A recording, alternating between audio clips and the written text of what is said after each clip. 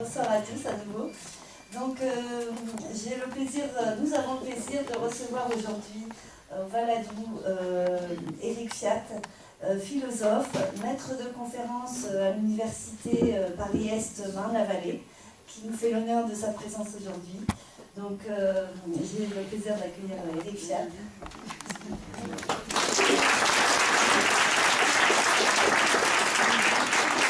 Le titre de sa conférence « Oubliez tout sauf l'essentiel pour une éthique de l'accompagnement ».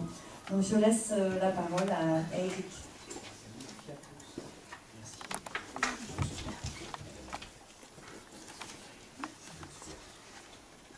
Alors je suis philosophe. N'ayez pas peur. N'ayez pas peur. Je crains le pire. Et j'aimerais tout d'abord dire ma joie de vous rencontrer dans cette région, qui est la région natale de l'un de mes tout proches, qui se trouve dans cette salle.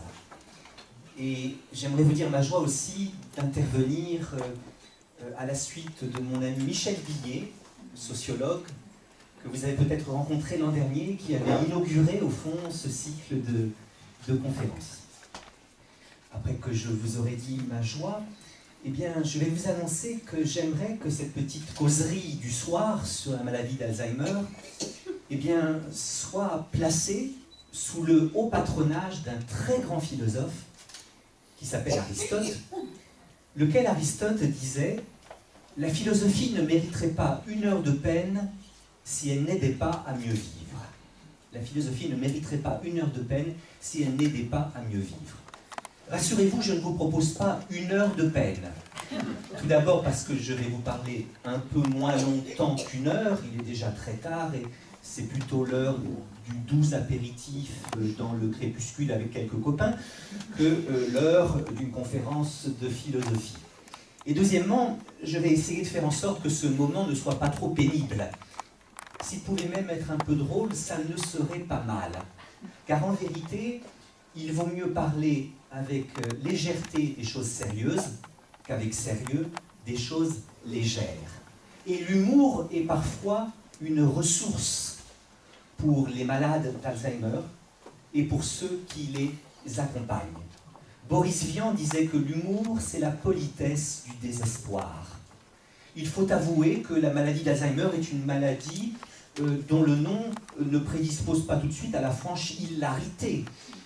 Par conséquent, on ne pense pas spontanément à associer Alzheimer et humour. Il me paraît cependant qu'un peu d'humour, ça ne peut pas faire de mal, comme dit Guillaume Gallienne. Et voilà pourquoi, même si cette conférence sera tout de même philosophique, j'essaierai de faire en sorte qu'elle ne soit pas trop pénible. Je termine donc cette introduction. Et oui, je dois avouer que je suis un peu philosophe, mais cependant un philosophe peut-être un peu étonnant, parce que dans mon exposé de ce soir, dans cette petite causerie du soir, eh bien au fond il y aura plus de place pour la poésie que pour la philosophie. Parce qu'il me paraît que les poètes disent les choses mieux, plus simplement, plus humainement que les philosophes. Et qu'au fond les philosophes ne sont bien souvent que des personnages qui commentent avec des mots compliqués ce que les poètes ont dit avec des mots simple. Alors je jouerai ce rôle de philosophe, mais au fond, ma causerie du soir ne sera rien d'autre qu'une improvisation ou une série de variations sur les magnifiques textes écrits par deux poètes au sujet de la maladie d'Alzheimer. Ces deux poètes sont d'une part Philippe Jacotet, d'autre part Christian Bobin. Philippe Jacotet, Christian Bobin, qui ont eu l'un comme l'autre le malheur de perdre leur père après qu'il avait été atteint de la maladie d'Alzheimer. Et Jacotet et Bobin nous disent des choses magnifiques qu'au fond je ne ferai que commenter. Tout d'abord Philippe Jacotet. Vient un moment où le père se couche, presque sans force. On voit de jour en jour son pas moins assuré. Lorsque le Père lui-même est emmené si loin, je cherche ce qui peut le suivre. Ni la plus pure des images, ni la plus belle des pensées, plutôt le linge et l'eau changés, la main qui veille et le cœur endurant. Je trouve ça magnifique, ça se trouve dans le recueil de poèmes qui s'appelle Chants d'en bas, où Philippe Jacotet parle de la maladie d'Alzheimer de son père. Et en effet, comment suivre, comment accompagner celui qui nous semble s'éloigner de plus en plus de jour en jour. Et Jacotet de dire qu'on ne peut pas le suivre avec la plus pure des images poétiques, ni avec la plus belle des pensées philosophiques. Non, pour suivre celui qui s'éloigne de jour en jour, il nous dit plutôt le linge et l'eau changés, la main qui veille et le cœur endurant. Or, dans une maison comme celle où nous sommes accueillis, eh bien, nous avons en effet affaire à des aidants, qu'ils soient professionnels ou familiaux, qui, à mon avis, n'accompagnent pas les malades d'Alzheimer avec de belles images poétiques ou avec de profondes pensées philosophiques, mais qui, tout modestement et tout essentiellement, changent le linge, changent l'eau, ont la main qui veille et le cœur endurant. Mais Jacotet, en parlant du cœur endurant, ne nous cache pas ce qu'il y a de difficile dans l'accompagnement des malades d'Alzheimer.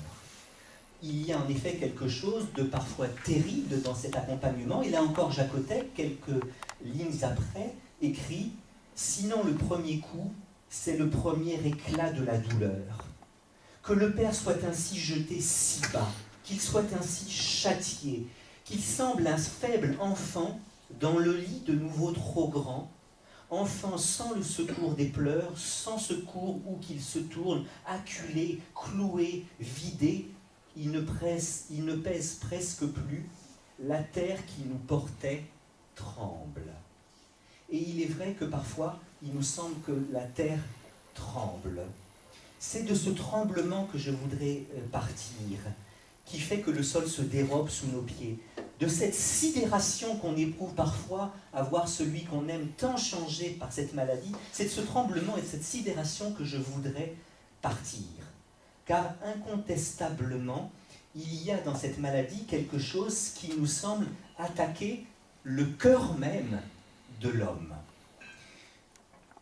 La mémoire n'est pas une faculté parmi les autres. Certains philosophes disent qu'à côté de la mémoire, il y a l'imagination, il y a la volonté, il y a la conscience. Ce sont des facultés de l'esprit, n'est-ce pas, que beaucoup de philosophes mettent sur le même plan. À mon avis, la mémoire n'est pas une faculté de l'esprit parmi les autres, mais c'est la reine des facultés. Et perdre la mémoire, c'est finalement perdre peut-être toutes les autres facultés. Je pourrais rapidement démontrer qu'il n'y a pas d'imagination sans mémoire, il n'y a pas de volonté sans mémoire, et il n'y a pas de conscience sans mémoire. Il n'y a pas d'imagination sans mémoire. Imaginez que vous êtes dans les bras de votre bien-aimé sous la tour Eiffel. Vous pouvez imaginer cela, n'est-ce pas? Mais pourquoi?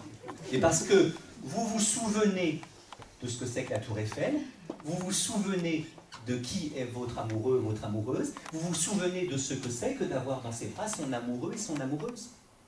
Mais si vous n'avez plus mémoire de la tour Eiffel, plus mémoire de votre amoureux, plus mémoire de ce que c'est que de prendre quelqu'un dans ses bras, ben vous ne pouvez pas imaginer ce que je vous propose d'imaginer, n'est-ce pas? L'imagination, eh bien, utilise la mémoire comme une sorte de réservoir. Vous avez dans votre mémoire plein d'images, et l'imagination, eh bien, elle les recompose, elle les réorganise. Eh bien, s'il n'y a plus de mémoire, il n'y a plus d'imagination. Deuxièmement, je pourrais vous montrer qu'il n'y a pas de volonté sans mémoire. Car si l'on veut vraiment quelque chose, c'est parce qu'on se souvient qu'on le veut, n'est-ce pas?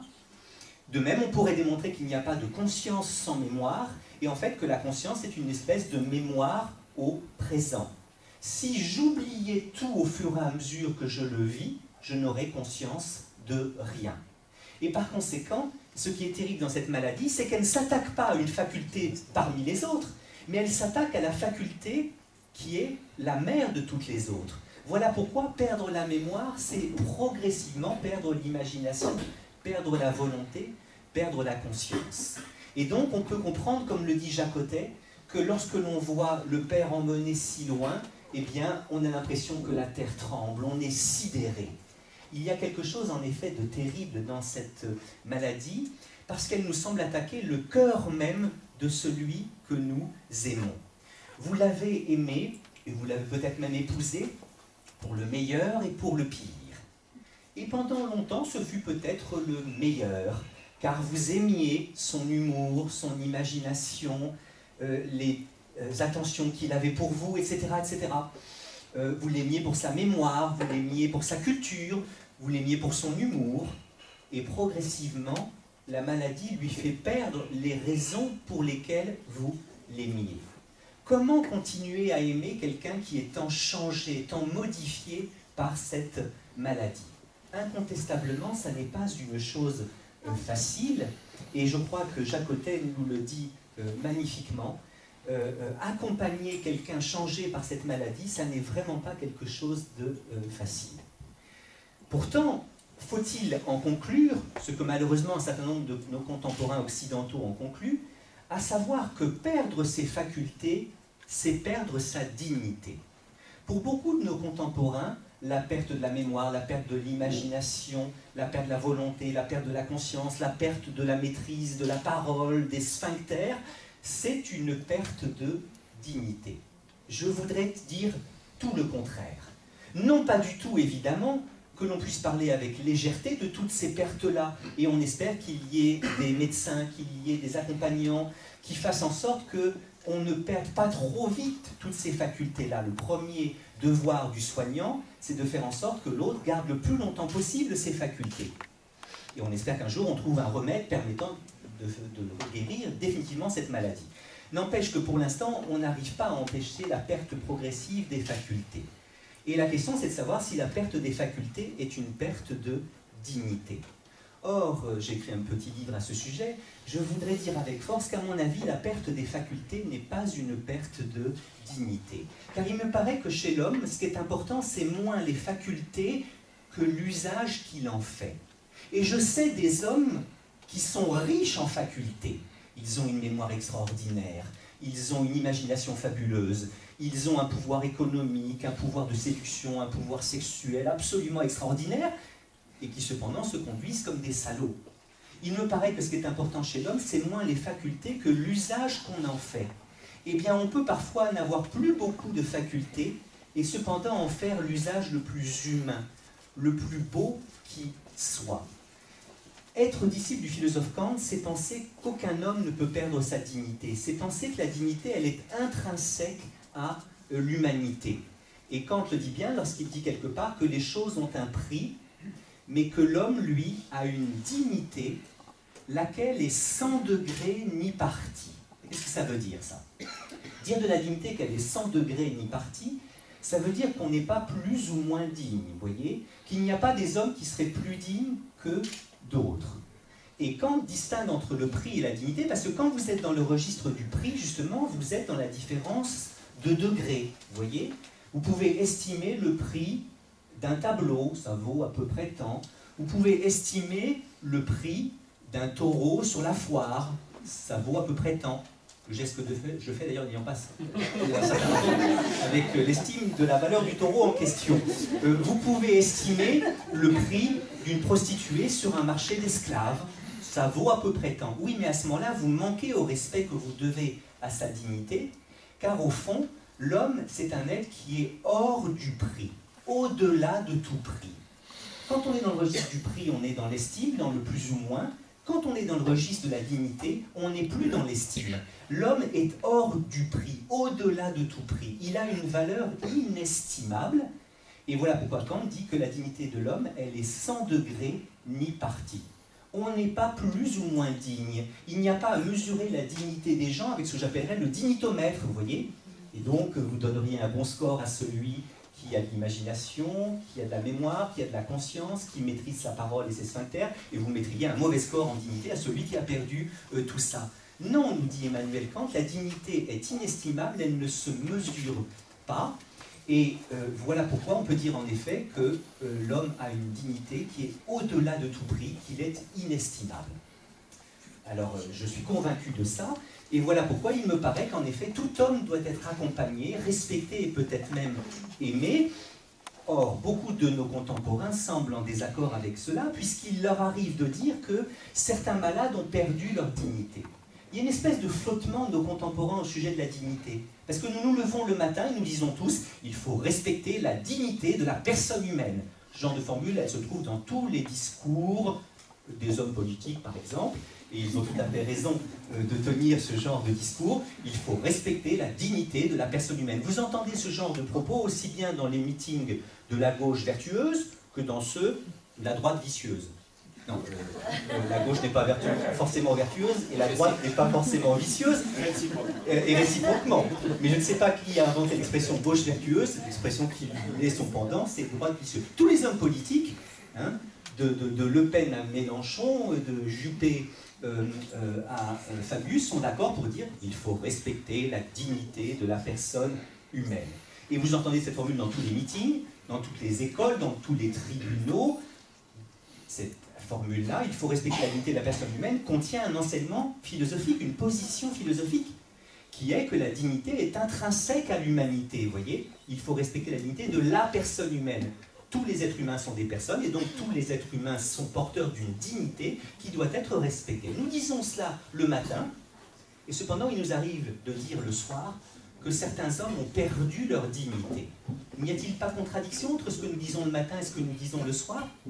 Parce que si un être humain pouvait perdre sa dignité, comme un homme peut perdre ses cheveux ou une fille sa virginité, alors la dignité ne serait pas une composante qui appartient à l'être humain comme tel. Dire que tout homme est porteur d'une dignité, cela entraîne l'idée selon laquelle il ne peut pas la perdre.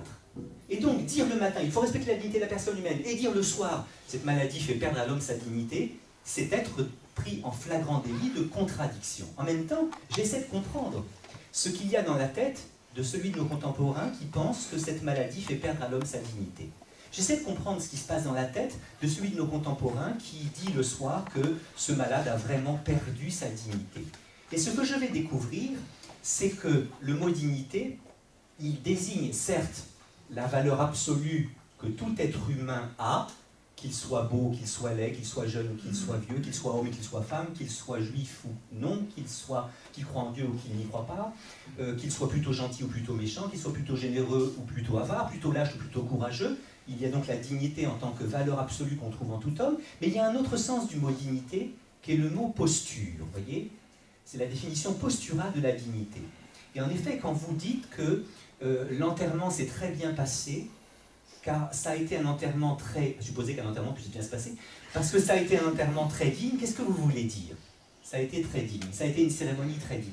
Ça veut dire que tout le monde s'est retenu, s'est tenu, s'est maintenu. Personne ne s'est mis à hurler de douleur, personne ne s'est roulé par terre en criant « non, non, non, il n'est pas possible qu'il soit mort ». Lorsque vous évoquez la figure, par exemple, d'une vieille dame très digne, qui traverse les rues de Rodez, par exemple. Qu'est-ce que vous évoquez comme figure? L'image d'une dame qui ne sort jamais dans les rues de Rodez que les poings, les lèvres et les fesses serrées autour de son sentiment de dignité. La dame très digne, c'est la dame qui se maintient, qui se contient, qui se retient. Et en effet, à l'article dignité, dans un dictionnaire du début du XIXe siècle, je trouve des synonymes et des antonymes. Et comme synonyme de dignité, je trouve pudeur, décence, retenue, maintien, contenance. Et je trouve comme contraire, comme antonyme de dignité, laisser aller. Et à la lumière de ces définitions, vous pouvez imaginer la dame très digne et la dame indigne. La dame très digne, c'est la dame qui se maintient, qui se contient, qui se retient. La dame indigne, c'est la dame qui se laisse aller. Et en effet, cette dame très digne peut croiser sur le parvis de la cathédrale de Rodez une clocharde qui, elle, va être jugée comme indigne parce qu'elle se laisse aller. Elle crie, elle hurle, alors que la dame très digne a un chignon qui retient bien ses cheveux, la clocharde a les cheveux lâchés dans tous les sens, elle urine dans la rue, elle est sale, on va dire qu'elle est indigne, vous voyez? Eh bien, justement, ça c'est la définition, le sens postural du mot dignité. La dignité, c'est ça, c'est le maintien. Hein. Je dirais que chez les bourgeois très dignes, tous les orifices du corps sont des portes à surveiller. Parce qu'il peut en sortir des choses. Si la dignité, c'est la retenue, le maintien, alors il faut justement se surveiller. Et donc, on ferme la bouche, on retient ses éructations et ses flatulences, ses désirs, on retient ses cheveux, etc. Voilà pourquoi beaucoup de nos contemporains comprennent justement l'incontinence qui, en fin d'Alzheimer, accompagne cette maladie comme justement une perte de dignité. Si la dignité, c'est la retenue, la contenance, l'incontinence est une forme d'indignité, vous voyez. Et alors, je crois en effet que beaucoup de nos contemporains au sujet de la maladie d'Alzheimer sont clivés. Ils disent le matin, la maladie d'Alzheimer ne peut pas faire perdre à un homme sa dignité, car la dignité, elle, est une composante intrinsèque de l'humanité. Tout homme est porteur d'une dignité, il a une valeur absolue. Mais le soir, ils hésitent un peu, parce que s'ils donnent comme synonyme de dignité retenue, maintien, contenance, décence, eh bien, ils vont juger que les êtres qui sont incontinents, indécents, etc., ont perdu leur dignité.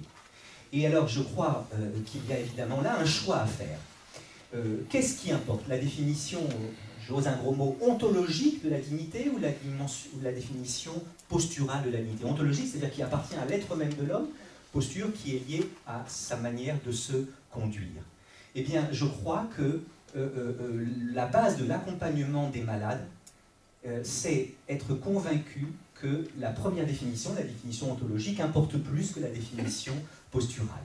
Et il est vrai que cette maladie, parce qu'elle s'attaque à la faculté qui est la mère de toutes les autres, c'est-à-dire la mémoire, elle finit en effet par détruire toutes les autres facultés, et vous avez en effet une forme d'incontinence, une forme d'indécence, parfois les désordres, vous savez, frontaux, je parle sous le contrôle des plus savants que moi, en matière de sciences, de médecine, de soins, ils sont nombreux dans l'Assemblée, je le sais, et bien parfois la maladie peut désinhiber. Hein, et en effet, cet homme qui était très digne, qui avait quelque chose d'un peu baladurien dans sa conduite, qui se retenait, qui se maintenait, qui avait une courtoisie, une décence, une mémoire, une culture parfaite, et bien, peut à certains moments sortir nu dans le parc, montrer son zizi à la soignante, baver, ne plus se retenir aussi physiquement, parce que si la dignité, vous savez, dans les maisons bourgeoises, par exemple, il y a une certaine posture à avoir pour être digne. Il ne faut pas être affalé comme ça sur le canapé. Donc, on se redresse, on se retient. Eh bien oui, cette maladie-là, elle change la posture des êtres humains, et je peux comprendre avec Jacotet qu'il y ait là quelque chose qui nous sidère, quelque chose qui, en un sens, nous terrifie. Pourtant, même si on ne peut pas accueillir avec joie, et même avec sérénité, toutes ces altérations, toutes ces transformations, toutes ces pertes, il me paraît fondamental de dire que la perte des facultés n'est pas une perte de dignité. Et après que j'ai cité Jacotet, je voudrais citer Bobin, Christian Bobin, qui lui aussi a connu cette expérience terrible. Son père est atteint de la maladie d'Alzheimer, et dans un livre qui s'appelle L'homme joie, c'est étonnant de parler de la maladie d'Alzheimer dans un livre qui s'appelle L'homme joie, eh bien, nous écrit les choses suivantes que je ne vais faire que commenter philosophiquement. Le monde est inondé de saints, S-A-I-N-T-S, hein, je dois dire l'orthographe. Hein. Le monde est inondé de saints, je veux dire de martyrs, car je ne distingue pas ces deux mots. Christian Bobin est un poète très influencé par le christianisme, ce qui peut agacer, mais enfin, continuons à le lire, puisqu'après qu'il a dit ça, il dit, donc le monde est inondé de saints, je veux dire de martyrs, car je ne distingue pas ces deux mots, ils se multiplient chaque jour plus nombreux, on les appelle malades d'Alzheimer.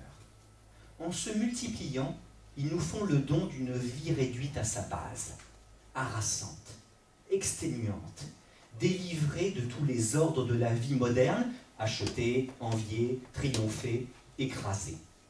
Et il est vrai que la vie moderne, qu'est-ce qu'elle nous demande? Eh bien, acheter, envier, triompher, écraser. Or, paradoxalement, Bobin semble nous dire que les malades d'Alzheimer, eh bien, ils sont délivrés de cette vie-là, qui n'est peut-être pas l'essentiel de la vie. Pour ces gens, cette vie sociale qui n'est pas la vraie vie, qui n'a jamais été, est terminée. Leurs yeux sont craintivement ouverts sur l'insondable. C'est magnifique ça. Leurs yeux sont craintivement ouverts sur l'insondable. Ils sont la proie d'une maladie qui dissout le monde. Nous devrions les regarder comme des trésors vivants. Souvent, ils demandent leur chemin. Ils le demandent à nous qui sommes égarés dans un monde médiocrement éclairé par de tristes divertissements. Ils cherchent d'une main tremblante la main d'un ange. Parfois aussi, ils parlent à leur mort. Eux qui oublient tout, n'oublient pas ceux qui les ont éblouis dans leur enfance. Mon père pleurait chaque fois qu'il évoquait son frère mort dans sa petite enfance. Il y avait place dans son cœur pour ce petit frère tant aimé. Mon père a séjourné 1 an dans une de ces maisons dignes de figurer au patrimoine de l'inhumanité. Ça, c'est assez hard, hein. Il est en effet certaines maisons où on accueille les malades d'Alzheimer et où on fait au fond tout le contraire de ce qu'on essaie de faire au Baladou. C'est-à-dire bien loin de susciter, d'accompagner, d'essayer de prendre avec humour ce qui n'est pas forcément drôle, essayer de montrer que ces êtres-là participent toujours à la vie, qu'ils n'ont rien perdu de leur dignité, au lieu d'essayer d'exalter toutes les ressources du cœur qui demeurent encore chez eux, eh bien, on les réduit à des objets qu'on lave et qu'on couche, voyez. Bon, alors évidemment, il y a là quelque chose d'assez terrible, hein. Mon père a séjourné 1 an dans une de ces maisons dignes de figurer au patrimoine de l'inhumanité. C'est une formule inventée par Bobin, vous savez, patrimoine de l'humanité, mais là il parle patrimoine de l'inhumanité. Et en effet, ça existe, des maisons comme ça. Des maisons où, bien loin d'accompagner un sujet, on prend en charge un objet. L'expression prise en charge, elle a une raison d'être médicale, n'est-ce pas? Prends en charge ce malade parce que ça relève de ta compétence de spécialiste, alors que moi je suis généraliste. D'accord. On demande à cette aide-soignante ou à cet infirmière de prendre en charge ce malade qui vient d'arriver. Mais dans l'expression prendre en charge, il y a quelque chose d'un petit peu inquiétant, parce que qu'est-ce qu'on prend en charge sinon un objet? Et cette espèce de réduction du malade, qui à mon avis reste un sujet jusqu'au bout, quand bien même il n'en aurait plus toutes les facultés, à une sorte d'objet, elle a été magnifiquement dénoncée par Jean Cocteau, qui n'a jamais souffert de la maladie d'Alzheimer, mais qui, dans un texte absolument extraordinaire, nous décrit, au fond, le contraire de l'accompagnement des malades. Alors ce texte-là, c'est un texte qui se trouve dans le journal de La Belle et la Bête. Vous avez déjà entendu parler du film admirable de Jean Cocteau qui s'appelle La Belle et la Bête, et dans ce film-là, je répète, Cocteau n'a pas connu la maladie d'Alzheimer et il n'en parle pas. Cependant, les descriptions qu'il donne, à mon avis, feront écho à ce que vous vivez et expliqueront très bien ce que serait une maison digne de figurer au patrimoine de l'inhumanité. Alors, parlons un peu de La Belle et la Bête, parce que Jean Cocteau, dans ce film, vous savez, reprend un conte, enfin une légende, qui nous raconte l'histoire d'un homme, hein, c'est un homme. Mais ce pauvre homme, il est victime, non pas d'une maladie, mais d'un ensorcellement ou d'un enchantement, qui fait qu'il ne peut plus présenter à la femme qu'il aime, la belle, que les traits hideux d'une bête. Et il essaie de cacher sa bestialité, vous savez, en s'habillant comme un prince, en ayant des manières exquises. N'empêche que sa bestialité, il y a des moments où il ne peut pas la cacher. Il y a des moments absolument extraordinaires dans La Belle et la Bête, notamment ce moment où la belle surprend la bête en train de laper. Vous savez, les bêtes ne savent pas boire, elles lapent. Eh bien, il arrive qu'en Alzheimer finissante, on ne sache plus boire, on ne sache que laper. Et à un certain moment, la belle aperçoit la bête et elle voit la bête en train de laper. Et la bête est vue par la belle, et là, la bête a honte de sa bestialité. Deuxième moment terrible où cet homme eh bien, ne peut pas cacher sa bestialité, c'est le moment où la belle regarde une petite biche ravissante là, qui traverse le parc, et tout d'un coup, elle voit la bête qui, même si elle essaie de jouer les rois, les seigneurs très dignes, a des instincts de prédateur. Et la bête va bondir sur la biche, la déchirer, il y a du sang qui coule des crocs de la bête, et là de nouveau la belle voit la bête ainsi, et la bête a honte de sa bestialité. Et là aussi, bon, il arrive parfois que vous ayez un instinct. Nos instincts, on essaie de les cacher quand on est des hommes très dignes qui avons des facultés. Parfois, on ne peut plus les cacher. Et donc, on lappe, on bave, on monte son désir sexuel, on crie, etc. Et puis, il y a une troisième scène encore plus extraordinaire dans La Belle et la Bête. C'est le moment où la Belle est dans ses appartements, elle entend du bruit. Elle ouvre la porte et elle voit la Bête en train de se déchirer les flancs. Et la Bête de dire à la Belle « Pardon ». Et la Belle dit « Mais de quoi me demandez-vous pardon ?»« D'être une bête ». Cette formule est prodigieuse. J'ai entendu une dame atteinte de la maladie d'Alzheimer dire pratiquement la même chose à l'aide-soignante qui venait de la rechanger. Vous voyez ce que je veux dire, hein? Elle dit « Excusez-moi, pourquoi vous me dites ça?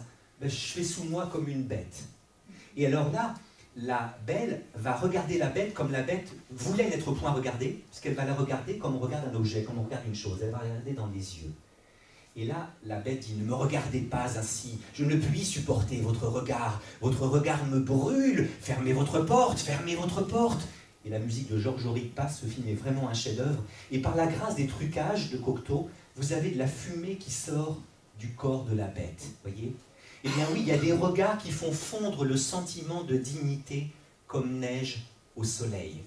On sent qu'on est en train de perdre ce pourquoi on nous honorait, la maîtrise, l'humanité fière d'elle-même, qui méprise l'animalité, et on sent progressivement qu'on est réduit à une sorte de bête.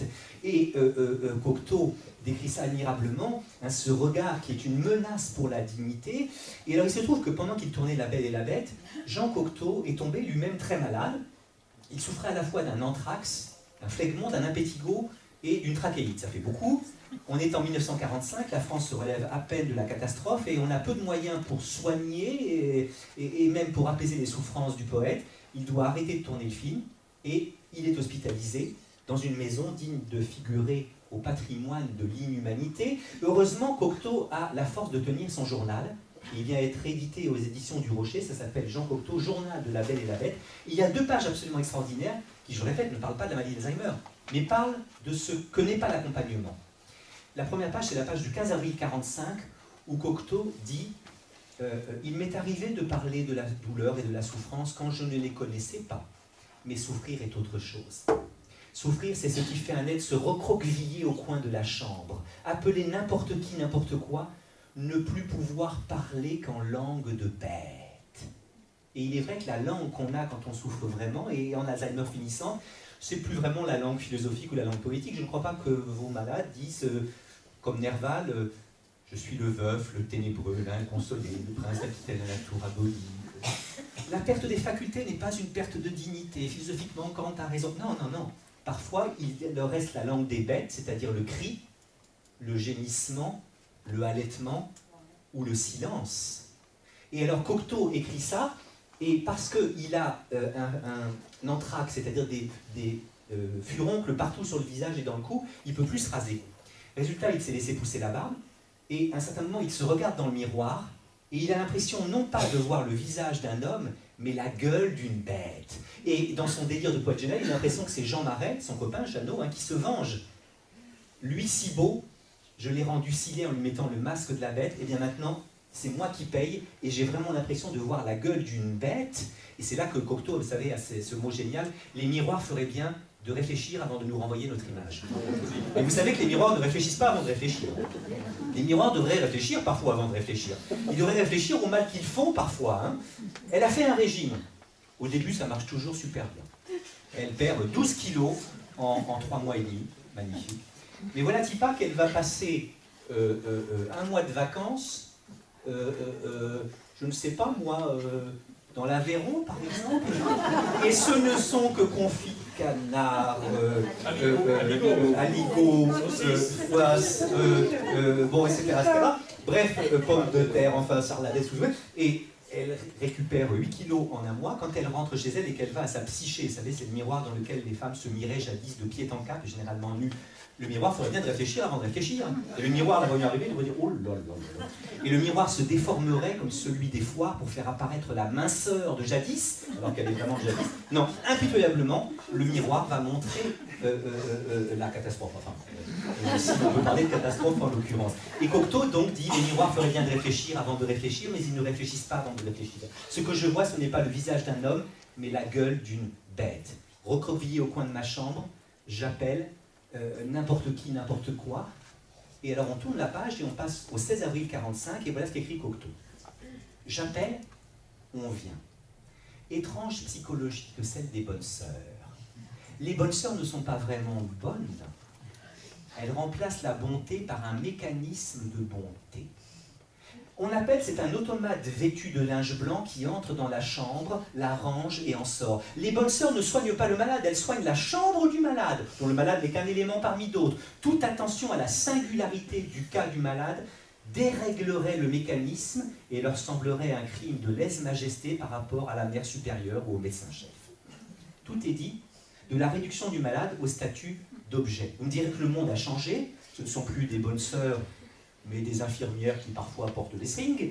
Ce n'est plus l'hôtel-Dieu, mais c'est l'EHPAD. Ce n'est plus des lieux où l'on est soigné dans des lits au-dessus desquels se trouvent des crucifix, mais des lieux dans lesquels on est soigné dans des lits au-dessus desquels il y a une charte du patient hospitalisé. On a enlevé le crucifix, pof, on a mis la charte du patient hospitalisé, et on est passé d'un soin inspiré par l'amour du prochain à un soin inspiré par le respect de la dignité de la personne humaine. Donc vous me direz, les choses ont changé, mais en même temps, ont-elles tant changé que ça? À l'heure de la T2A, tarification à l'activité, qui a en même temps des vertus, à l'heure de la raréfaction des moyens en personnel soignant, il arrive parfois qu'il y ait une mécanisation du soin qui, à mon avis, peut se concentrer dans cette formule prise en charge du malade. Et j'aimerais opposer à la prise en charge d'un malade objectivé et soigné mécaniquement, l'accompagnement véritable, l'accompagnement respectueux et peut-être aimant du malade. Et alors, je continue avec Bobin. Mon père a séjourné 1 an dans une de ces maisons dignes de figure au patrimoine de l'humanité. Cependant, jamais son visage ne s'est éteint. Je ne crois pas à ce qu'on dit. Ils ne nous reconnaissent plus. Non. Quand mon père ne savait plus rien de moi, il savait encore qui j'étais. Je le sentais, je l'éprouvais. Et ce qu'on éprouve est plus grand que ce que nous dit la science. Ne trouvant plus les prénoms, il rusait. Interrogé sur moi, il répondait « c'est celui qu'on n'oublie pas ». Et sur ma mère, c'est la meilleure. Ces oublieux n'oublient rien d'essentiel, c'est ce qui les distingue de nous. C'est à Bobin que j'ai emprunté l'exergue, le titre de ma causerie vespérale. Causerie vespérale, soyez pas impressionnés, ça va être une conférence qui a lieu le soir. Et en effet, ces oublieux n'oublient rien, sauf l'essentiel, c'est ce qui les distingue de nous. Et en effet, même si Bobin oppose ici ce que l'on éprouve à ce que dit la science est en train de rejoindre l'éprouvé, puisqu'elle nous dit que la mémoire qui demeure le plus longtemps, c'est la mémoire affective. C'est la mémoire affective. Alors bien sûr, ils n'ont plus forcément les noms pour dire les choses. Les mots manquent. Mais croyez-vous que le manque des mots soit forcément le manque des sentiments? Et Bobin de dire en effet que nous autres, qui n'avons pas encore cette maladie, eh bien, nous avons peut-être l'esprit saturé de choses qui ne sont pas forcément essentielles. Est-ce que le nombre de soupapes de tel BMW comparé au nombre de soupapes de tel Mercedes, c'est l'essentiel? Est-ce qu'on est venu sur Terre pour apprendre ça? Et alors, vous avez en effet parfois un retour à l'essentiel. Alors évidemment, il y a quelque chose qui peut nous choquer. Elle a 95 ans et elle dit « il faut que je me prépare car maman m'attend à la sortie de l'école ». Et donc elle est désorientée, elle dit n'importe quoi. Elle dit pas n'importe quoi, elle se souvient de l'essentiel. Parce que l'essentiel, c'est l'amour de notre mère, l'amour des quelques-uns qui, par leur présence, nous ont dit que nous étions dignes d'être. Vous savez, il me paraît que ce qui singularise l'homme dans la nature, c'est qu'il est le seul animal à savoir qu'il aurait pu ne pas être et qu'il ne sera plus. Ça se discute ça, hein, mais il est le seul animal, à mon avis, à savoir qu'il aurait pu ne pas être et qu'il ne sera plus. Nous sommes les seuls animaux à nous savoir contingents et à nous savoir mortels. Et en effet, nous aurions pu ne pas être. Il aurait suffi que votre père ne rencontrât point votre mère. Et il s'en est fallu de peu, hein. Ils ont été placés par le mystère de la SNCF l'un en face de l'autre dans le train. S'ils n'avaient été pas placés l'un en face de l'autre, vous ne seriez pas là, quel dommage. Bon, ils sont placés l'un en face de l'autre, attendez, c'est pas gagné. Hein. S'il ne l'avait pas dragué avec toute l'éloquence qu'il y a mise, s'il n'avait pas vaincu sa timidité congénitale, s'il ne lui avait rien dit, elle aurait descendu du train, et vous ne seriez pas là. Il l'a draguée, il lui a parlé avec éloquence, elle lui a finalement donné son 06, comme on dit aujourd'hui. Regardez, c'est pas encore gagné. Ils se revoient, ils s'aiment, et si 9 mois avant votre naissance, papa n'avait point trop insisté contre la fatigue ou la migraine, plus ou moins réelle ou supposée de maman, vous ne seriez pas là. Où finit ce spermatozoïde? Si, au moment suprême, ils ne s'étaient pas aimés comme ils se sont aimés, ça n'aurait pas été ce spermatozoïde-là qui serait arrivé le premier à l'ovule, vous ne seriez pas là. Eh bien, je dirais que nous avons tous ce sentiment-là, que nous aurions pu ne pas être. J'ai une étudiante qui fait une thèse sur ce qu'on appelle le syndrome du survivant. Là aussi, je parle sous le contrôle des plus savants que moi en matière de psychologie, ils doivent être nombreux dans l'Assemblée. Le syndrome du survivant, c'est un syndrome dont souffrent, par exemple, vous savez, les quelques juifs qui ont survécu au camp, ou quelques tziganes qui ont survécu au camp. Ou alors, il y a un attentat et il y a un survivant et puis les 8 autres personnes. Ou alors, une sœur jumelle qui survit à la mort du frère jumeau. C'est le cas de cette étudiante, sa mère a mis au monde des jumeaux, le frère est mort au bout de quelques minutes, elle vit. Eh bien, elle a longtemps souffert du syndrome du survivant. Elle se dit, mais est-ce que j'ai pas pris la place de quelqu'un? Vous voyez, c'est ce que j'appellerais le sentiment d'une existence usurpée. Suis-je digne d'être? Suis-je digne d'être? Et suis-je digne d'être comme je suis? Nous n'avons pas demandé à être, et nous n'avons pas demandé à être comme nous sommes, sinon nous demanderions tous des modifications, hein, plus ou moins superficielles, plus ou moins profondes. Mais nous n'avons pas demandé à être, nous n'avons pas été consultés avant d'avoir été embarqués dans cette aventure. Nos parents ne nous ont pas dit, alors tu veux y aller ou pas? Ben, je ne sais pas, c'est comment. Alors j'aurais vu, oh là là, on déguste un délicieux vin de Toscane avec quelques amis très chers, en fin d'été, sur une terrasse illuminée par le doux crépuscule. Ah oui, mais il y aura aussi des soirs de gastro-entérite. Hein. Il y aura des soirs où on verra son nom au nombre des lauréats. Vous savez, souvenez-vous le jour où vous êtes allé voir les résultats et ça y est, vous êtes reçu, vous êtes infirmière diplômée d'État, je l'ai. Vous êtes, je ne sais moi, député, vous êtes agrégé de philosophie, vous êtes médecin, vous êtes instituteur. Alors là, ce soir-là, on se dit, mais c'est magnifique d'être et d'être comme je suis. Mais il y aura aussi des soirs où on cherchera son nom en vain au nombre des lauréats. Hein. Je m'appelle Fiat, il m'est arrivé d'aller voir des résultats. Et il y avait FA, FA, FA, FE, FE, FU. La merde où il est Fiat. Eh ben non, mon grand, c'est pas cette année que tu auras ce concours, il faudra repasser. Eh bien non, nous n'avons pas été consultés avant d'avoir été embarqués dans cette aventure. Nous n'avons pas demandé à être, et nous n'avons pas demandé à être comme nous sommes.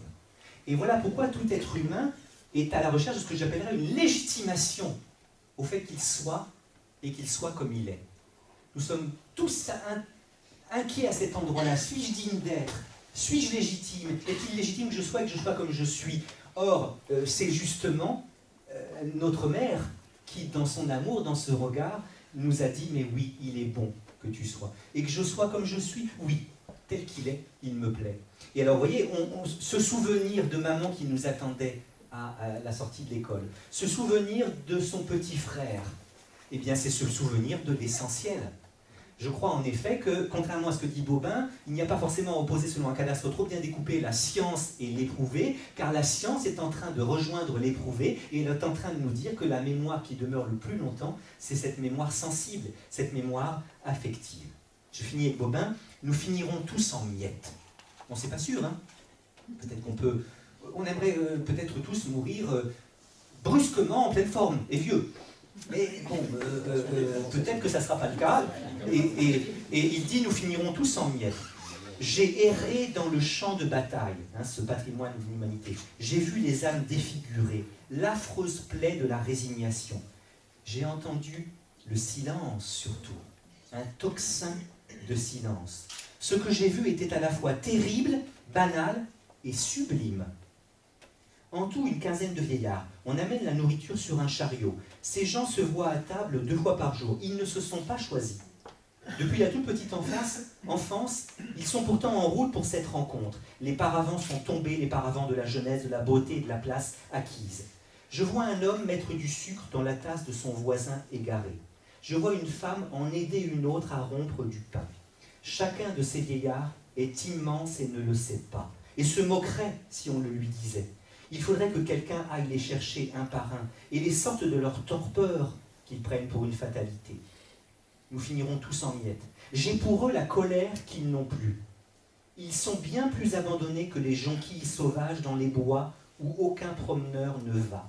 Leur petite enfance promettait infiniment plus de lumière que ces fleurs. Et maintenant, dans cette salle, pauvre flamme chancelante, étoile qui balbutie, ce que ces gens ont d'adorable, c'est d'être en vie malgré tout, malgré eux, et les plus ravagés sont les plus royaux. J'ai vu de l'or dans le néant. Nous finirons tous en miettes, mais un jour, un ange viendra travailler à partir de ces miettes et refera le pain entier.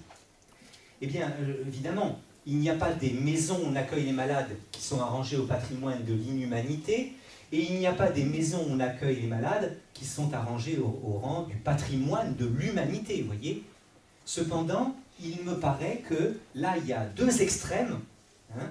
D'une part, un lieu où l'on mécanise le soin, où on prend en charge, où on les réduit au statut d'objet, où on pense que parce qu'ils ont perdu leur faculté, ils ont perdu leur dignité. Et d'autre part, des lieux où on ne pense pas que parce qu'ils ont perdu leur faculté, ils ont perdu leur dignité, où on ne les prend pas en charge comme objet, mais on les accompagne comme sujet, et avec ces quelques miettes, avec ces quelques lumières qu'il reste encore, on essaie de faire du pain.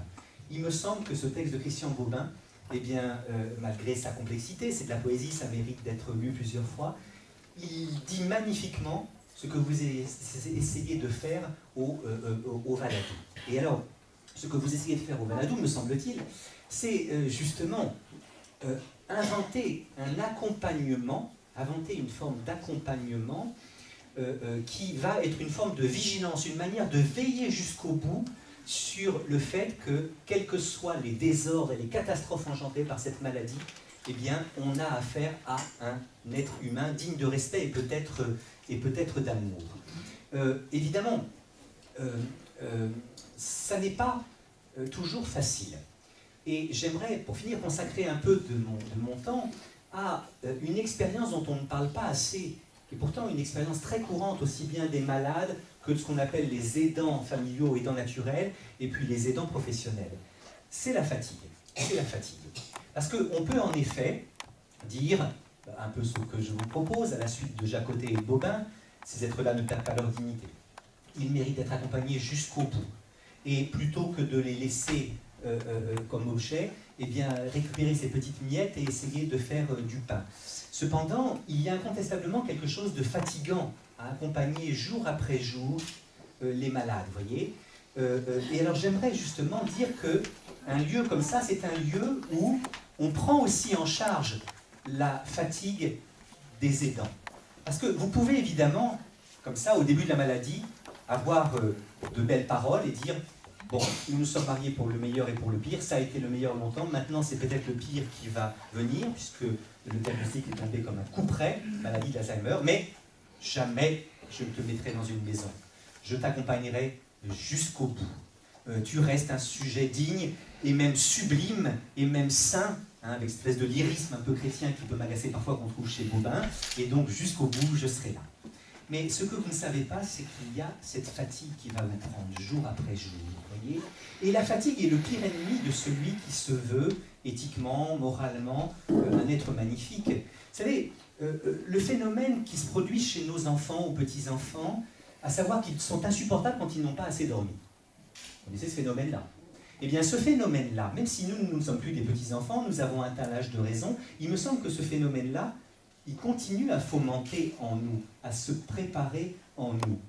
Et en effet, on est beaucoup moins patient quand on est fatigué que quand on est en forme. Essayez de pratiquer les vertus d'Aristote, la patience, le courage, l'altruisme, la générosité, l'attention à autrui, quand vous êtes épuisé de fatigue. Quand vous êtes épuisé de fatigue, vous êtes spontanément égoïste et non pas altruiste. Parce que le fatigué doit déjà se porter lui-même. S'il faut en plus porter l'autre, ça fait quand même beaucoup.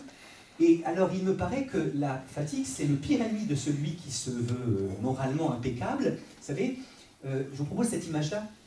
La fatigue, elle agit en vous comme un rétrovirus.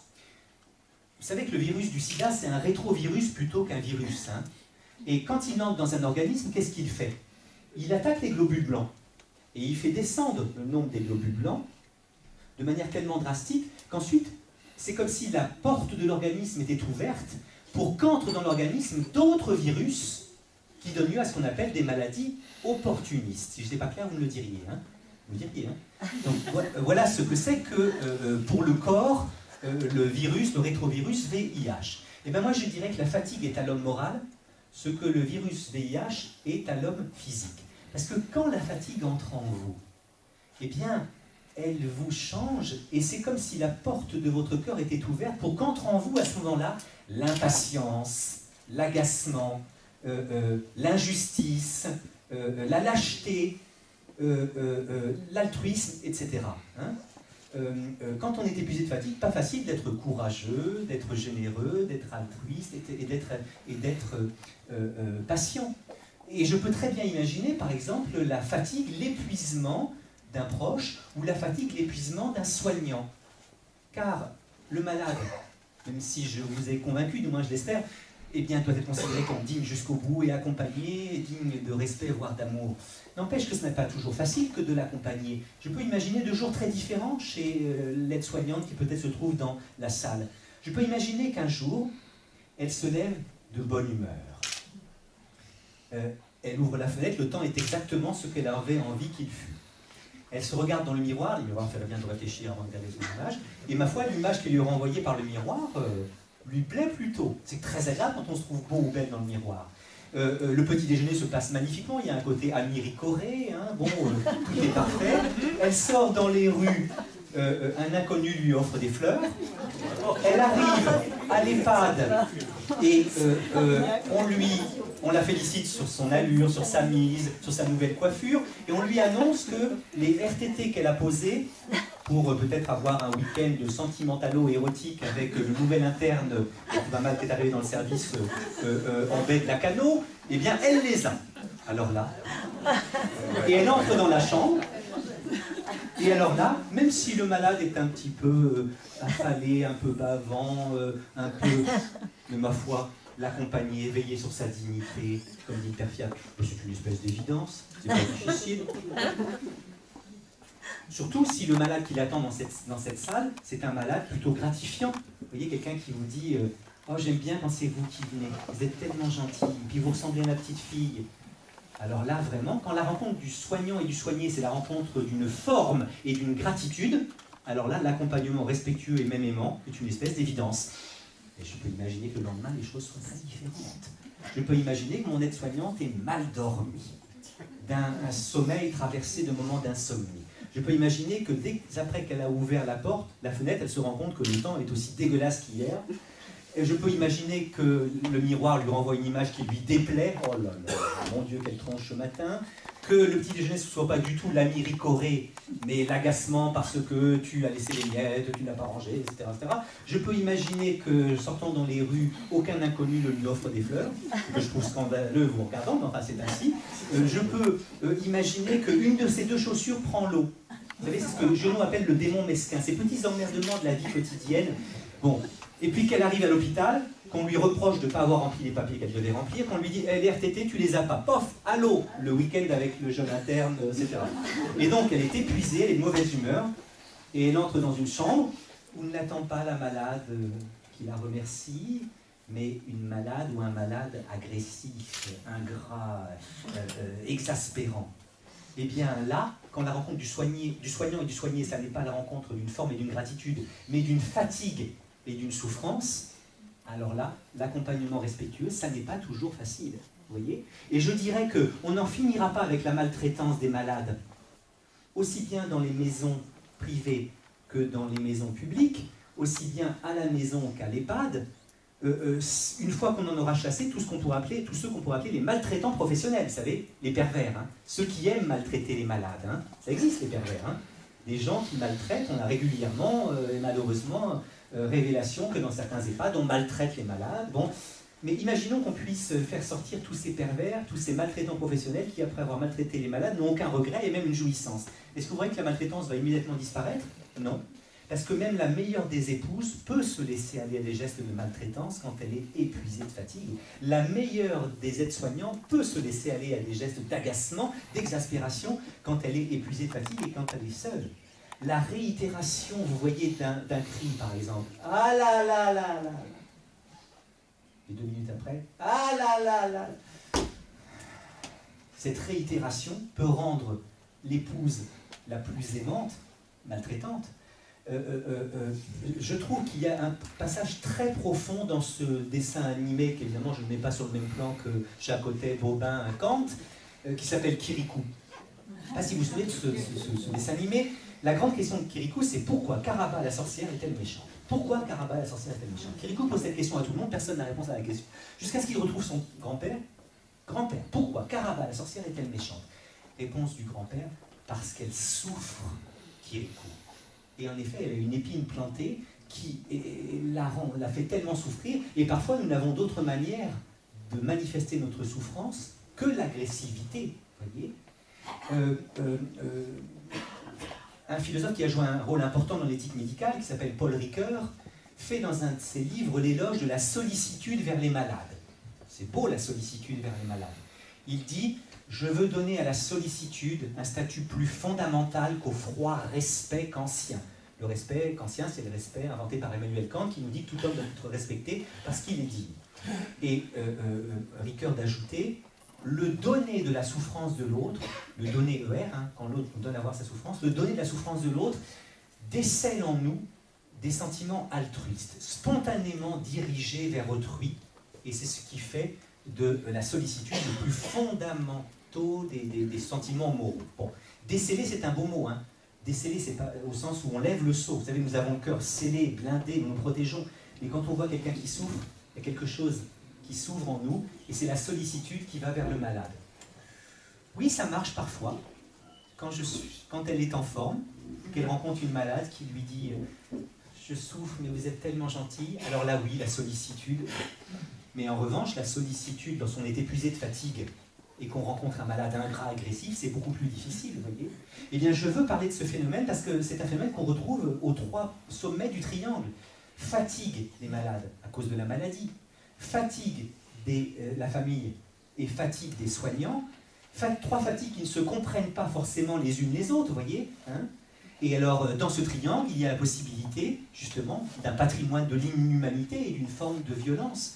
Et pour arriver à continuer à être comme nous devrions être, pour arriver à continuer à être comme nous voudrions être, parce que nous voudrions quand même continuer à aimer notre proche, même s'il est complètement transformé par Alzheimer. Il était digne, plein de mémoire, il était baladurien, et le voilà devenu gainsbourgien, qui n'a plus aucune inhibition, des faits qui s'enduit de ses excréments, qui hurle toute la journée. Nous aimerions continuer à l'aimer, parce que oui, c'est un homme digne, mais parfois nous n'y arrivons plus. Pour arriver à être comme nous voudrions être, même quand nous sommes épuisés de fatigue. Pour arriver à être comme nous devrions être, même quand nous sommes épuisés de fatigue. Je dirais qu'il faudrait être soit un saint, soit un héros. Parce que le saint et le héros, ce sont ces figures de personnages qui, même lorsqu'ils sont épuisés de fatigue, continuent à être comme ils doivent être, continuent à être comme ils veulent être. Et alors, un petit mot sur le saint. Corneille écrit à propos du saint des saints, c'est-à-dire du Christ, la chose suivante dans une pièce de théâtre peu connue qui s'appelle L'imitation de Jésus-Christ. À un certain moment, Corneille écrit à propos du Christ « Il sait dans la fatigue être sans lassitude. Quelque charge qu'il porte, il n'en sent point le poids. Il sait rendre léger les plus puissants fardeaux. » Bon, à mon avis, ça c'est vrai du Christ en tant que vrai Dieu, pas en tant que vrai homme. Vous savez que dans le dogme chrétien, le Christ est à la fois un vrai Dieu et un vrai homme. Mais il faut vraiment être un Dieu. Quand on est épuisé de fatigue, ne jamais être là, d'être attentif à autrui. Quelque charge qu'il porte, il n'en sent point le poids. d'après les chrétiens, le Christ porte sur ses épaules le péché du monde. À mon avis, ça doit être assez lourd quand même. Hein. Eh bien, pauvre, il sait rendre ça tout léger, une petite pichenette de la volonté sainte, quelques charges qu'il porte, il n'en sent point le poids. Mais nous, on n'est pas des vrais hommes, on n'est pas des vrais dieux, pardon, on est des vrais hommes. Et nous ne sommes pas des saints. Et quand nous sommes fatigués, épuisés, nous devons, non, là, on en a assez, on ne peut plus le supporter, il devient exaspérant. Quand on sent le poids de la fatigue et des ennuis liés à cette maladie, eh bien oui, on n'est pas des saints. Alors bien sûr, il nous arrive de dire parfois, ce que cette femme a fait pour son mari, c'est magnifique, c'est une sainte femme. Elle l'a accompagnée jusqu'au bout, c'est une sainte femme. Mais nous n'avons pas vocation à être des saints, hein. Nous ne sommes que des hommes.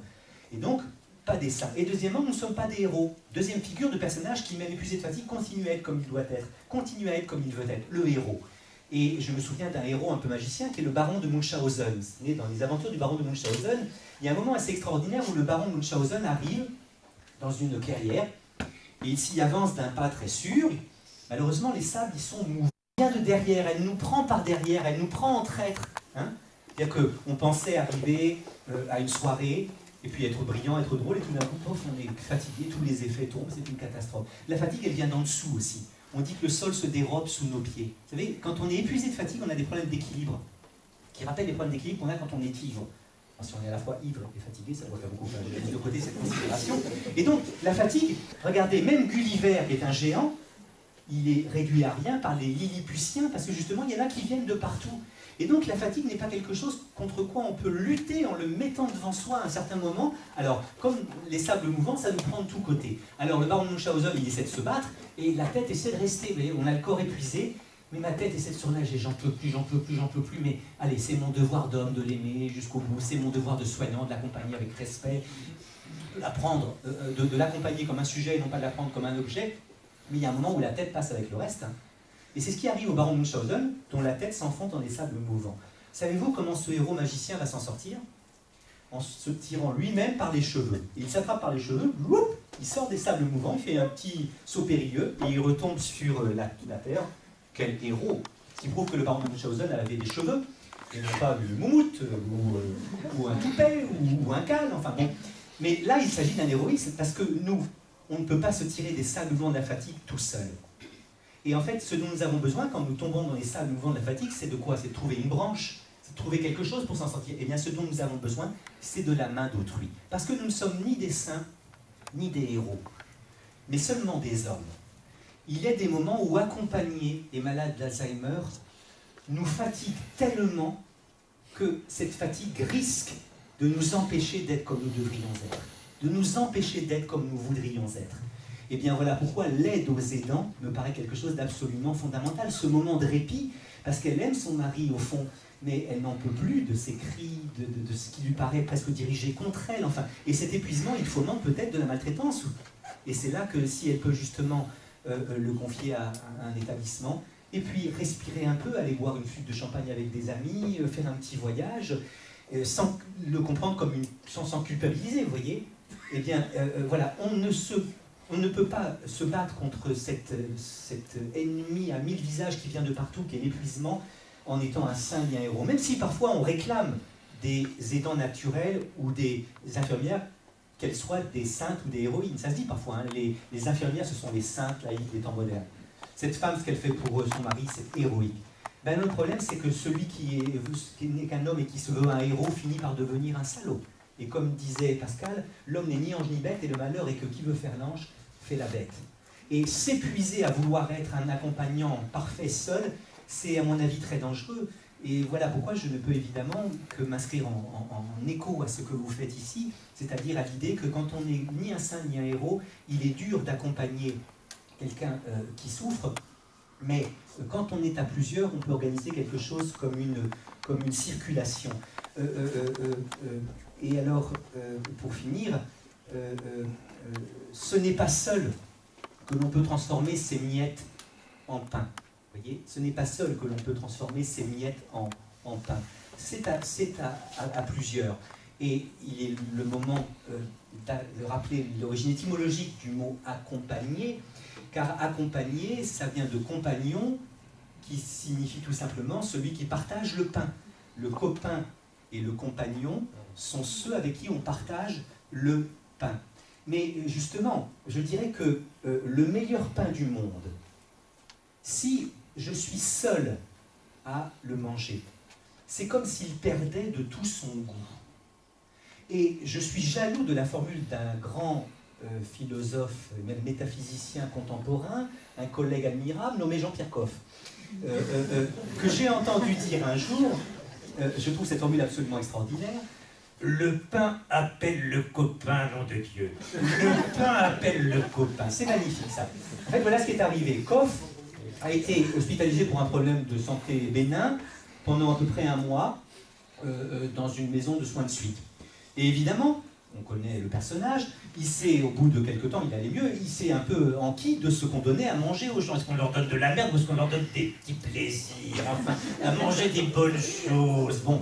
Et résultat, il s'est lancé dans une croisade, il a été reçu par le ministre, ou la ministre à l'époque, qui s'occupait de ça, pour essayer de faire en sorte que les gens, même en fin de vie et même atteints de cette maladie, aient de ces petits plaisirs gustatifs. Et c'est là que cette formule dont je suis jaloux, oui, ça fait de lui, je répète, un grand métaphysicien, un grand philosophe contemporain, le pain appelle le copain. Car le meilleur pain du monde, si je suis le seul à le manger, c'est comme s'il perdait de tout son goût. La nourriture, c'est du partage, nom de Dieu, on cuisine pour les autres et on mange avec les autres. Il ne s'agit pas de donner à manger à quelqu'un, mais de manger avec lui. Et je dirais la même chose avec quelques amis philosophes. Un jour, nous nous interrogions sur la définition à donner de la beauté. Sur vous, des fois, on a des conversations moins élevées, mais enfin... et l'un d'entre nous proposait cette définition. Le beau, c'est ce devant quoi je voudrais être deux. Le beau, c'est ce devant quoi je voudrais être deux. Et il est vrai que le plus beau paysage du monde, si je suis seul à le voir, mais c'est comme s'il perdait entièrement de sa beauté. La meilleure musique du monde, si je suis seul à l'entendre, c'est comme si j'en étais privé. Et résultat, quand j'aime une musique, eh ben, j'ai envie de la faire partager à des amis. Résultat, je me souviens l'an dernier de quelques samedis soirs où j'ai dû emmerder tout le monde parce que je voulais à tout prix que nos hôtes écoutassent un mouvement de la 8e symphonie de Bruckner avec l'Orchestre Philharmonique de Vienne dirigé par Bert von Karajan. Bon, au bout d'un certain moment, j'ai compris qu'il fallait que j'arrête. Bon, ceci dit, si d'autres ne me disent pas « mais c'est beau, c'est magnifique », j'ai l'impression d'en être privé. Et alors, je crois en effet que cet accompagnement, c'est non pas le fait de donner à quelqu'un du pain, mais de le partager avec lui. Vous voyez ? Et alors, il faut s'inquiéter en effet d'un remplacement possible des soignants et des accompagnants par des machines. Ce que nous décrivait admirablement Cocteau tout à l'heure, vous vous souvenez, c'est la mécanisation des soignants. Hein. Les bonnes sœurs ne sont pas vraiment bonnes, elles remplacent la bonté par un mécanisme de bonté. Or, il existe au Japon, vous savez qu'ils adorent des robots, ils sont fascinés par des robots, des machines qui donnent à manger aux gens qui ne peuvent plus manger seuls. Des machines qui lavent les gens qui ne peuvent plus se laver tout seuls. La machine à manger, elle débloquette un peu, elle déconnecte un peu du temps de Charlie Chaplin, vous savez, dans les temps modernes. Il y a un moment, bon. Mais il existe au Japon des machines qui mesurent l'état du suc gastrique dans le ventre de certains malades et qui, au moment où il y a quelque chose comme de la faim, pof, approche du bec du malade, quelque chose qu'il sent et qu'il avale. Je trouve ça terrifiant. Car nourrir un homme, ce n'est pas que remplir un ventre, c'est honorer une personne. De même, il existe des machines qui lavent les gens qui ne peuvent plus se laver seuls. Porter un corps lourd qui ne peut plus se porter tout seul, c'est chose difficile. Elle a frêle être soignante parfois. Hein. Eh bien, vous avez des machines qui, à certains moments, lèvent la vieille dame, remplacent le lit par une baignoire. Vous avez des jets dans tous les sens, de la mousse. Après, on fait sécher le tout comme nos voitures devant chez Leclerc le dimanche matin. Et on dit, c'est magnifique, elle est lavée, c'est magnifique, il a mangé. Mais à mon avis, non, car de même que nourrir un homme, ça n'est pas que remplir un ventre, mais honorer une personne, de même, laver une femme, ça n'est pas la même chose que laver un objet. Et comme le dit Cocteau admirablement,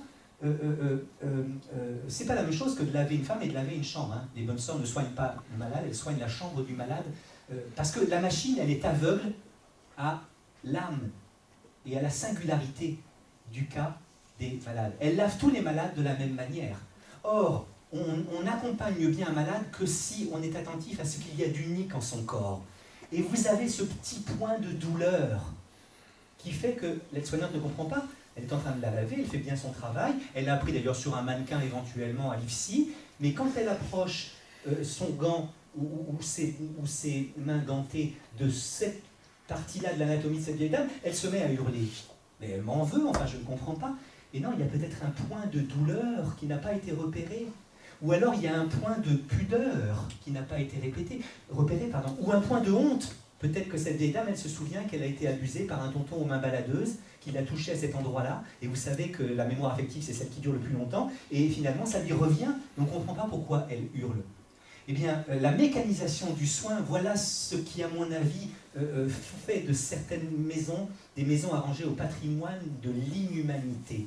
Au contraire, l'attention à la singularité du corps et de l'âme du malade, c'est ce qui fait de certaines maisons des maisons arrangées au patrimoine de l'humanité. Et je vais oser, pour finir, une métaphore un peu hardie. Je dirais que, de même que on n'aime pas bien le corps de l'autre, si on l'aime mécaniquement, de même, on ne soigne pas bien le corps de l'autre si on le soigne mécaniquement. Alors je sais bien que dans le soin, il y a une part mécanique. Et il faut qu'en effet les soignants apprennent, ils appellent ça dans les IFSI, les protocoles, les procédures, les techniques, les mécaniques, vous voyez, qui permettent de bien soigner, de bien laver, de bien nourrir, soit. Donc il y a une part mécanique dans le soin. De même, il y a une part mécanique dans l'amour physique. Bon, je ne vais pas décrire la chose, mais enfin, il y a quand même la réitération d'un geste qui ensuite a pour but l'arrivée au plaisir. Mais en même temps, il vous est peut-être arrivé, mesdames ou mademoiselles, d'avoir été étreint par un homme qui, au fond, n'était pas attentif à vous, mais qui vous récitait une leçon. Il avait appris l'amour physique dans un livre, ou alors il l'avait appris avec d'autres avant, et vous avez l'impression d'une espèce de checklist. Bon, ça y est, les préliminaires, c'est fini, le sein droit, c'est bon, maintenant je montre, etc. Et à certains moments, vous avez l'impression que vous êtes mécanisé. Or, Philippe Soler, c'est un grand amoureux, disait très bien, la rencontre d'un corps, c'est l'apprentissage d'une langue étrangère. C'est-à-dire que il y a ce petit point de ton corps qui dit oui, ce petit point de ton corps qui dit non, ce petit point de pudeur, ce petit point de honte éventuellement, ce petit point d'abandon, cet endroit qui te fait plaisir, cet endroit qui ne te fait pas plaisir, vous voyez? Alors cette analogie est un peu osée, je l'entends. Mais accompagner un être humain, c'est justement résister à la mécanisation tant de l'amour que du soin. Et il me semble que les poètes sont ceux qui sont là pour nous dire que jusqu'au bout, il faut essayer d'être attentif alors non pas à ces morceaux de mort, à quoi on réduit souvent les malades d'Alzheimer, mais à ces morceaux de vie qui demeurent. Montaigne dit dans le livre 3 des Essais la chose suivante qui me paraît à la fois géniale et terrible. Avant que de mourir tout à fait, nous mourrons souvent par morceaux. Et c'est vrai qu'on peut décrire la fin de vie des malades d'Alzheimer comme une espèce de mort par morceaux. C'est-à-dire que vous avez des morceaux du corps qui sont morts, qui ne réagissent plus. Vous avez des morceaux de l'esprit qui paraissent mortes, vous voyez? Il n'y a plus les mots, il n'y a plus le langage, il n'y a plus le souvenir du nom, du mari, du fils. Mais en même temps, il me paraît que plutôt que d'être attentif à cette mort par morceaux que serait la fin de vie, il faut être attentif à ces morceaux de vie qui demeurent jusqu'au bout. Et même dans les derniers jours, vous pouvez avoir le plaisir pris à un petit peu de confiture de framboise, qui va rappeler, à la manière de Proust, justement, une joie de l'enfance. Elle ne se souvient plus de rien, elle ne se souvient même plus d'elle-même, elle ne se souvient même plus de ce que c'est que ces excréments, puisqu'éventuellement, elle les approche de son visage sans savoir que ce sont les siens. Et n'empêche que même 2 jours avant sa mort, tout d'un coup, elle goûte, peut-être en lapant, un petit peu de confiture de framboise, et là vous avez un visage qui tout d'un coup s'illumine. Oui, parce que la mémoire affective lui rappelle ce moment où elle mangeait la confiture à framboise chez sa grand-mère. Le parc que nous avons inauguré, et dont l'un d'entre nous me paraît être le champion, le parc d'entre nous, le parc de Dole, je suis fatigué, et vous aussi, le parc que nous avons inauguré là, eh bien, il peut être l'occasion, justement, alors on dit, mais c'est n'importe quoi, elle veut toujours, alors que c'est le moment d'aller se coucher parce que c'est prévu, elle veut toujours regarder cette fleur, et même elle la mange, enfin, etc. Mais parce que cette fleur, elle a une odeur qui lui rappelle proustiennement toute son enfance, vous voyez? Et donc, plutôt que de dire que la fin de vie, c'est la mort par morceaux, comprenons que dans la fin de vie, il y a toujours des morceaux de vie. Et je dirais que tant qu'il y a de la vie, c'est ma conclusion, il y a du possible. Tant qu'il y a de la vie, je ne dirais pas qu'il y a de l'espoir. Parce que là, c'est... Jacotet, c'est un peu tragique, Bobin, c'est un peu moins tragique, mais plutôt que de dire que tant qu'il y a de la vie, il y a de l'espoir, disons que tant qu'il y a de la vie, il y a du possible. Parce que la mort, ce sera justement l'impossibilité du possible. Allez, accrochez-vous encore aux branches 2 minutes, il y a quelques neurones encore. Martin Heidegger est un philosophe très difficile à lire, mais il a écrit quelque part quelque chose qui, alors à première vue, paraît absolument incompréhensible. C'est la mort, c'est l'impossibilité du possible et la possibilité de l'impossible. En allemand, ça se dit au minimum der Tod ist der Unmöglichkeit der Möglichkeit und der Möglichkeit der Unmöglichkeit. On se demande parfois pourquoi il y a, vous savez, des gens qui tournent en rond comme ça pendant toute leur vie qu'on appelle les derviches tourneurs. À mon avis, les derviches tourneurs, c'était des gens qui étaient sains de corps et d'esprit, enfin comme vous et moi, en tout cas comme vous. Et un jour, ils ont lu cette phrase de Heidegger. Depuis, ils sont devenus complètement fous, la mort, c'est la vie. Bon, je plaisante, mais cette phrase qui vous paraît folle et compliquée est quelque chose de très juste. Tant qu'il y a de la vie, il y a du possible. Quand on sera mort, il n'y en aura plus. Et en effet, dans les secondes qui viennent, j'ai plein de possibilités parce que je suis en vie. J'ai la possibilité soit de rester debout, soit de m'asseoir. J'ai la possibilité de continuer à parler, soit de me taire. Rassurez-vous, je vais me taire bientôt. J'ai la possibilité de me lever, de me mettre debout sur la table et d'hurler, d'uriner devant vous, de devenir fou, ou de rester très baladurien et courtois et de conclure la conférence en remerciant mes os. J'ai plein de possibilités. Alors bien sûr, or quand je serai mort, je n'aurai plus ces possibilités-là. Le mort, il n'a pas la possibilité de se lever ou de s'asseoir, de parler ou de se taire, d'être respectueux ou de ne pas être respectueux. Donc la mort, c'est l'impossibilité du possible. Or, tant qu'il y a de la vie, il y a du possible. Évidemment, en fin de vie, avec la maladie d'Alzheimer, le champ des possibles se réduit. Hein. Si vous êtes aphasique, vous n'avez pas la possibilité de parler ou de vous taire. Si vous êtes tétraplégique, vous n'avez pas la possibilité de vous lever ou de rester assis. Et il est vrai qu'en fin de vie, la maladie limite le champ du possible. Et résultat, on a parfois l'impression de regarder, on a presque envie de dire, mais ces gens-là, c'est déjà mort. C'est des morts vivants. Eh bien, plutôt qu'être attentif au fait qu'ils sont presque déjà morts, soyons attentifs au fait qu'ils sont encore vivants, et que même si on les dit peut-être un peu trop vite déments, c'est-à-dire sans esprit, ils sont encore doués d'âme. J'ai un collègue philosophe africain, et en Afrique on traite mieux les vieillards que chez nous, hein, qui me disait l'autre jour, mais vous, c'est Émile, enfin, j'ai imité Coff et Mitterrand, ça suffit comme ça, mais Émile me disait un jour, Élic, ça y est, je l'ai fait. Et pourquoi est-ce que vous dites qu'ils n'ont plus... Dément, ça veut dire sans esprit, un mens mentis, c'est l'esprit, mentalité, et dé est un préfixe qui veut dire sans. Le déplumé est sans plume, pauvre Giscard. Et donc le dément serait sans esprit. Sans esprit. Et voilà ce que me dit ce collègue africain. Vous dites qu'ils n'ont plus d'esprit. Nous, on dit qu'ils ont plus d'esprit. Parce qu'en Afrique, on pense que les vieillards sont les réceptacles des esprits des morts. Et il nous disait, nous, quand on ne comprend pas, on respecte. Et évidemment, c'est les esprits des morts qui parlent à travers eux. Résultat, ils disent des choses qu'on ne comprend pas. Mais c'est normal. Les esprits des morts ne se manifestent pas toujours de manière claire et distincte. On ne comprend pas toujours. Mais nous, quand on ne comprend pas, on respecte. C'est déjà une bonne leçon. Donc moi, je ne suis pas sûr qu'ils soient déments. Je ne suis pas sûr qu'ils soient sans esprit. Ceci dit, même s'ils étaient sans esprit, ils auraient encore une âme.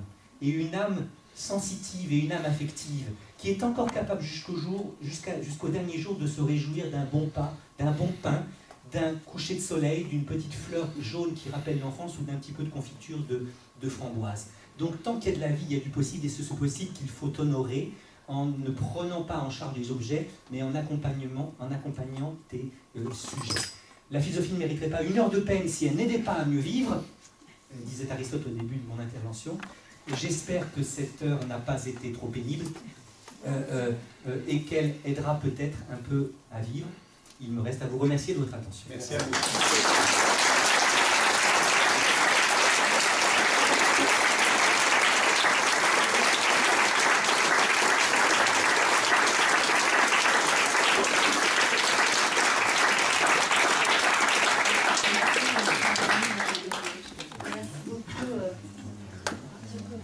Merci beaucoup Éric Fiat pour cette causerie, j'espère, passionnante. Et je ne sais pas s'il y a des questions et si vous voulez bien y répondre, si on peut débattre pendant un moment. Je suis à votre disposition, mais il est tard et puis il faut peut-être que ça décante un peu, un jeu de mots. Mais si vous avez... Dans décante, il y a quand. Il y a quand une question, une objection, un témoignage. Non, juste intervenir, enfin bon, je suis médecin, sur l'idée du sujet de soin et de l'objet de soin. Ça, c'est quelque chose qu'on apprend, parce qu'on est enseignant généraliste avec Sylvie, et ça, c'est quelque chose qu'on apprend à nos étudiants très vite. Effectivement, et vous avez, je rejoins totalement votre rappel sur cela. Effectivement, on s'adresse à des sujets et non à des objets. Ça, c'est important. Merci. Monsieur oui. En tant que représentant d'une association de familles qui aide des personnes atteintes de maladies d'Alzheimer et apparentées, je vous remercie de nous avoir donné du courage pour continuer. Merci. Tout à fait. Merci.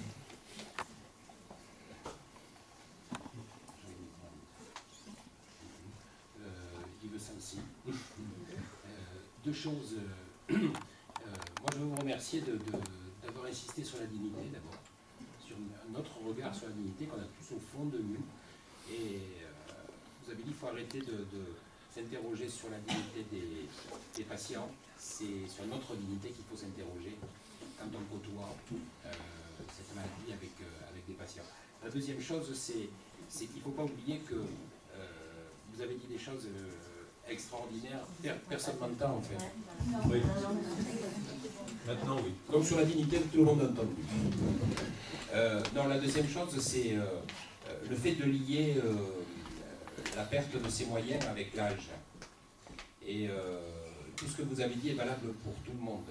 Et il ne faut pas oublier de le rappeler, parce que c'est important. Il y a des enfants qui naissent sans mémoire, sans accès au verbal, avec ce qu'on appelle des déficiences mentales et physiques.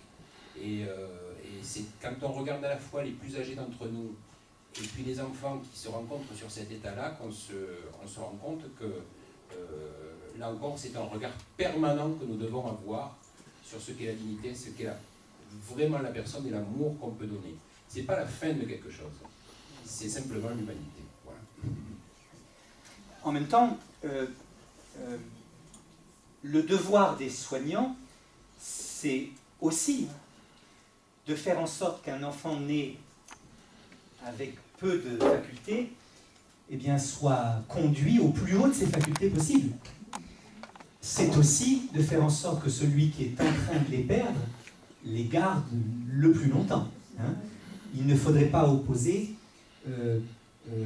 dans le soin, au sens très large du terme, la technique à l'éthique. Hein. Nous avons besoin des deux. Oui, ben, je suis tout à fait d'accord avec vous. À propos de l'âge, j'ai envie de proposer une petite réflexion qui m'est venue en comprenant, et c'est tout récent chez moi, ce que c'était qu'un whisky hors d'âge ou un cognac hors d'âge. Non, ça fait pas mal d'années que j'en buvais, et parfois avec grand plaisir. Mais je me trompais, je faisais un contresens sur hors d'âge. Parce qu'il y a des whiskies, des Lagavulin par exemple, enfin, vous avez des 12 ans, vous avez des 16 ans, vous avez des 18 ans, puis Lagavulin hors d'âge. Je pensais que ça voulait dire encore plus que 18 ans. Donc, je me dis, mais pour le temps, pourquoi ils ne le disent pas? Non, un whisky hors d'âge, c'est un whisky où vous mélangez des whiskies de plusieurs, des meilleures années. Et donc, vous pouvez avoir dans un whisky hors d'âge un peu de whisky qui vient d'un tonneau de 25 ans, 18 ans, et éventuellement 8 ans seulement, si le mélange, vous voyez, permet de faire quelque chose de meilleur. Eh bien, moi, je dirais que cette obsession contemporaine de l'âge est quelque chose qui m'inquiète, parce que à mon âge, oui, je ne suis pas réductible à l'âge que j'ai, parce qu'il y a des moments où je suis un adolescent, il y a des moments où je suis un enfant, il y a des moments où je suis presque un vieillard, si vous voulez. Et je dirais que il faut se rappeler que c'est relativement récent dans l'histoire de l'humanité le fait de savoir quel âge on a. Là, hein, il y a encore quelques siècles, on ne savait pas véritablement l'âge qu'on avait. Or, aujourd'hui, on est obsédé par l'âge. Vous avez à la frontispice des pharmacies des tas de produits qui luttent contre l'âge. Et à propos de l'âge, on est attentif à ce que le vieillissement fait perdre, on n'est jamais attentif à ce que le vieillissement fait gagner aussi, comme décantation qui laisse à l'essentiel. Je dirais simplement que pour ne pas accueillir le vieillissement avec trop de tristesse, là encore, il faut être regardé, comme vous le disiez, non seulement avec respect, mais avec amour. Et je citerai, j'aime les poètes, vous l'avez compris, j'en citerai deux qui disent ça très très bien. C'est Brassens dans la plus belle chanson, dans le plus beau poème peut-être jamais écrit sur le temps qui passe, qui s'appelle Saturne. Saturne, c'est le dieu du temps. Il dit il est morne, il est taciturne, il porte un joli nom, Saturne, mais c'est un dieu fort inquiétant. En allant son chemin morose, il joue à déranger les roses pour se le temps, pour se désennuyer un peu, il joue à bousculer les roses. Le temps tue le temps comme il peut. C'est beau ça, le temps tue le temps. Bousculer les roses c'est le symbole de la féminité. Hein. C'est la poésie du XVIe siècle parce qu'une femme porte sur son corps 3 roses. 2 roses en bouton et une rose plus bon. Et donc le temps, en effet, il joue à bousculer les roses. Cette année, c'est toi, ma belle, qui as fait les frais de son jeu, le passage du temps. Toi qui as payé la gabelle un grain de sel dans tes cheveux. La gabelle, c'est l'impôt sur le sel, et il évoque ici le premier cheveu blanc de sa grande amoureuse toute sa vie, la mère Pulchen, comme il disait, ma petite amie que j'ai depuis 40 ans, la mère Pulchen, le premier cheveu blanc. Et après, il dit, c'est bien joli les feuilles d'automne, et bien des poètes l'ont dit. Je te regarde et je te donne mon billet qui n'ont pas menti. Je connais par cœur toutes tes grâces et nul ne me les fera oublier. Et la petite pisseuse d'en face peut bien aller se rhabiller. Alors simplement, on peut accueillir le vieillissement du corps et de l'esprit que si on est regardé non seulement avec respect, mais aussi avec un petit peu d'amour. Et quelle chance Pulchen a eu, qui pourtant en fin de vie, j'ai vu des photos, c'était plus un canon, hein, eh bien, a été regardé et aimé jusqu'au bout par Brassens. Mais là, on est plus dans l'amour que dans le respect. Et l'autre poète avec qui je voulais conclure, enfin c'est, vous savez, quand j'étais gosse au Comme 3 pommes, je parlais bien fort pour dire je sais. Et quand j'ai eu 18 ans, j'ai dit, ça y est, maintenant je sais, l'amour, les parfums et les roses. Tiens oui, l'amour, j'en avais fait tout le tour. Heureusement, au milieu de ma vie, j'ai encore appris. Et comme les copains, je n'avais pas mangé tout mon pain. Il y a 60 ans qui viennent de sonner à l'horloge, je regarde par ma fenêtre et je m'interroge. Je sais qu'on ne sait jamais. Si la seule chose que je sache, c'est que le jour où quelqu'un nous aime, il fait très beau. Je ne peux pas mieux dire, il fait très beau. Et la voix abîmée par l'âge et les cigarettes, Gabin de monter dans l'aigu de manière un peu difficile, ce qui l'en rend encore plus évident, il dit « On oublie tant de soirs de tristesse, mais jamais un matin de tendresse. » Je crois que c'est vrai. Et ces moments de tendresse que vous faites circuler entre les malades, les familles et les soignants, c'est ça qui peut nous faire comprendre qu'on n'est pas réductible à l'âge qu'on a et à la maladie qu'on a, puisque nous sommes tous hors d'âge.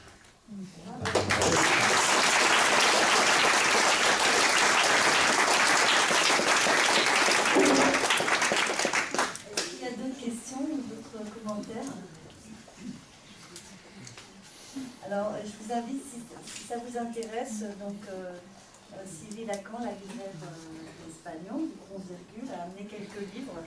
Ça s'écrit L-A-C-A-N? Hélas. Pourquoi hélas?